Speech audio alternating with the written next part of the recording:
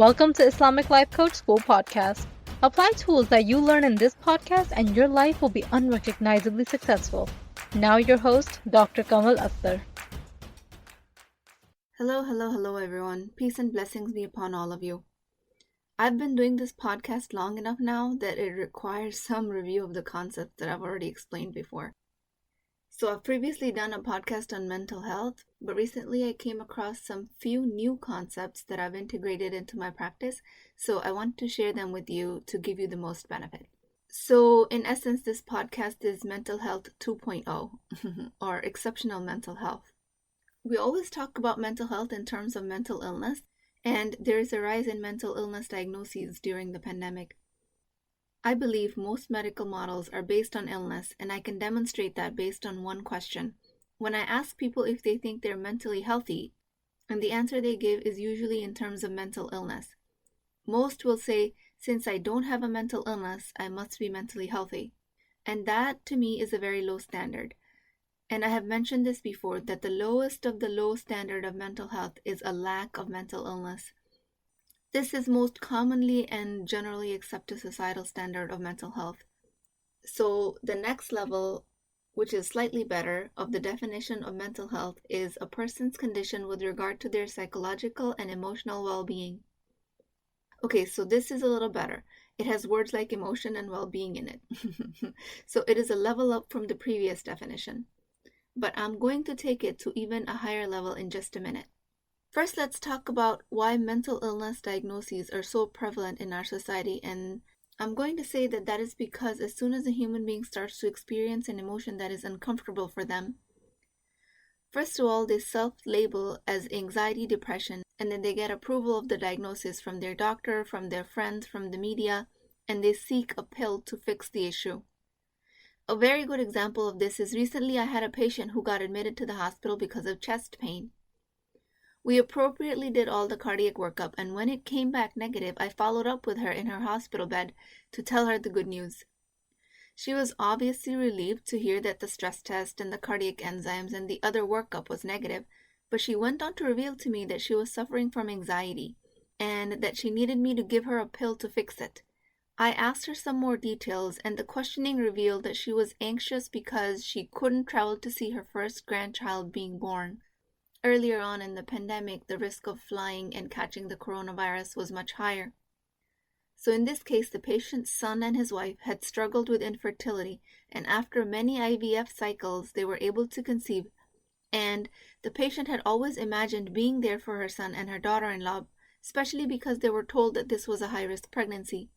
So imagine me being at the bedside of this patient, and after telling her that coronary disease has been ruled out as a reason of her symptoms, and she's telling me that clearly her symptoms are because of anxiety, because every time she thinks about not being able to see her grandchild, she feels very anxious.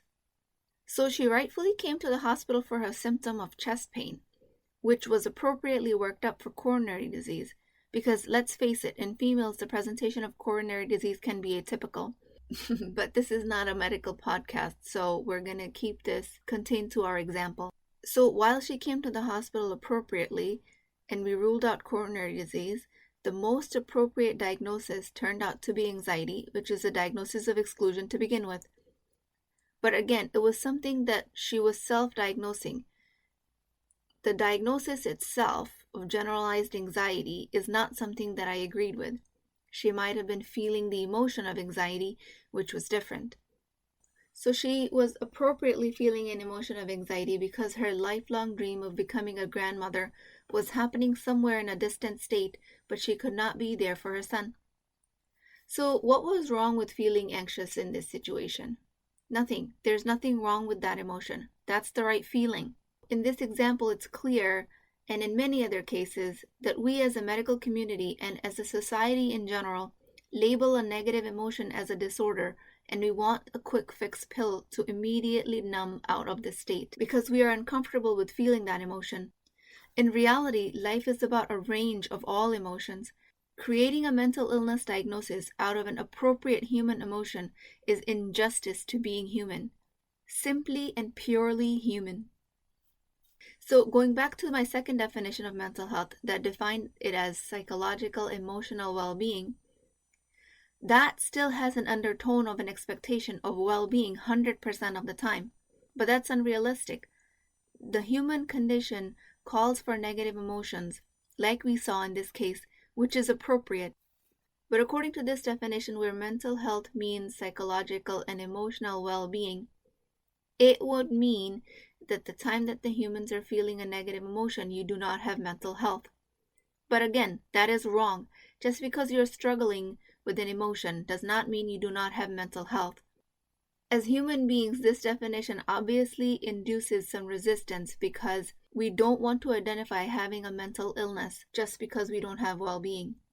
But what if we said that well-being includes the whole spectrum of emotions? So that would mean the best news is, in this case, that human emotions that create negative sensations in your body do not mean you have a mental illness. In other words, you can be experiencing a negative emotion and also be in a state of well-being. How cool is that? So negative human emotion does not mean mental illness. That is music to my ears. That's such good news. If you're feeling any resistance to this definition, it's possible you're still in a space where you think your circumstance causes your feelings. Like in the example of this woman, she thought she was anxious because of the pandemic. So she was trying desperately to gain some control over the situation, asking for a quick fix pill. So in this particular situation, I did something that's probably never been done before in the history of hospital medicine. I coached her right in her hospital bed. I helped her see that her thoughts about not being able to see her family were causing her anxiety, not the pandemic. And soon after, like a light bulb turned on for her, she had that facial expression when a human comes to that moment of enlightenment. Like she had been trying to solve a great mystery all her life and all of a sudden she knew the answer. By the way, that face in my clients is just so rewarding for me. I get such a dopamine hit from it. When I see someone having an aha moment, that is extremely fulfilling. And that's why I do this work. Okay, so I digress. But that patient came to the moment of clarity and all of a sudden she was not interested in any anxiety pills. Since she realized that her thought was causing her anxiety, she immediately switched it to asking, what can I do to see my family instead? And this thought switch was so quick that if I wasn't trained as a coach, I would have never noticed the change. And the next word that came out of her mouth were, I think I'm going to drive to see my family. And I was like, excuse me, what do you mean? And she said that I'm afraid of flying in the pandemic, causing me anxiety, then I'll just drive to see them. And just like that, her brain gave her a solution. I wouldn't have thought of that solution because I'm not in her brain, I'm not in her situation. But when she came out of the cloud of thought errors that there was a mental illness and that there was something wrong with her, she actually had authority over her brain. And in that moment of clarity, her brain did the rest of the job of providing her the answers. I see this type of case scenario play out over and over again in my patients, in my clients, and in my personal relationships. So at this point, I'll offer you a third definition of mental health, which is less glamorous, but is the most useful. Mental health is having a spectrum of human emotions and knowing that you have control over them. And since at Islamic Life Coach School, just mediocre mental health is not good enough, we strive for exceptional mental health. And that comes from self-coaching. The formula and the model I teach you guys will help you create superior mental health and a life of your design. A medical professional most likely has never asked you to work on your mental health. They might have asked you to work on your physical health, which is to watch your diet and exercise, and all of those are very important. But what they've never taught you is how to maintain mental health. And that is because, unfortunately, a medical professional has never been taught how to do that themselves. How can they impart that wisdom on their patients? That is why burnout rates among medical professionals are one of the highest compared to any other profession. Medical professionals are in the business of giving. They are natural empaths. Without ever actively engaging in their mental well-being, they give, and burn out. Medical professionals and all other human beings need mental hygiene just like they need to go to the gym. Nobody, and let me emphasize, nobody is taught this knowledge in traditional schooling on how to maintain mental health. It becomes a special tragedy when this education is not provided to medical professionals. They are taught mental illness instead. This pathology-based model of mental health only serves a fraction of the population that is actually suffering from mental illness, but it does not serve the majority of the population. And that's because disease is not the norm. It is present, but it is not universal. Most human beings on the planet are not suffering from an illness that's debilitating to them. So the illness model to mental health is extremely limiting because it doesn't apply to the majority of the population. And the well-being model of mental health is also limiting because human beings are not in a state of well-being 100% of the time. They experience struggle half of their lives, and that experience gives an illusion of anything but well-being. My definition of exceptional mental health is a managed mind. This is a skill that can be learned. When humans accept the natural order, understanding that they create everything from their thinking, and their thinking is under their control, it gives them a sense of agency, which is of prime importance. Choosing thoughts of higher brain or the lower brain origin will create results accordingly. This sense of agency leads to managed mind, which is exceptional mental health, regardless of the emotional state you are in, which can be an appropriately negative emotional state depending on what the situation calls for.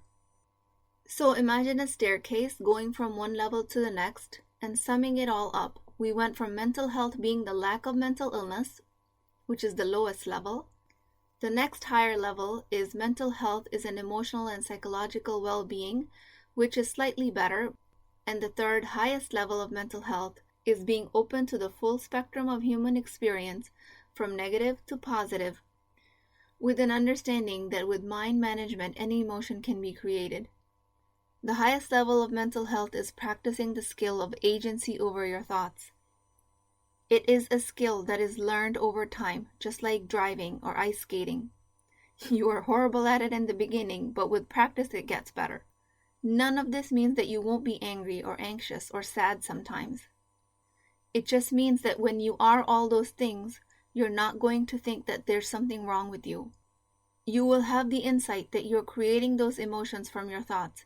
And exceptional mental health is about being able to tell the difference when it is appropriate and inappropriate to create these emotions. So going with this definition of exceptional mental health, we come to learn that it is available to the majority of the people on the planet, even for the people with the diagnosis of mental illness that are on treatment. I pray for the best of mental health for all of you.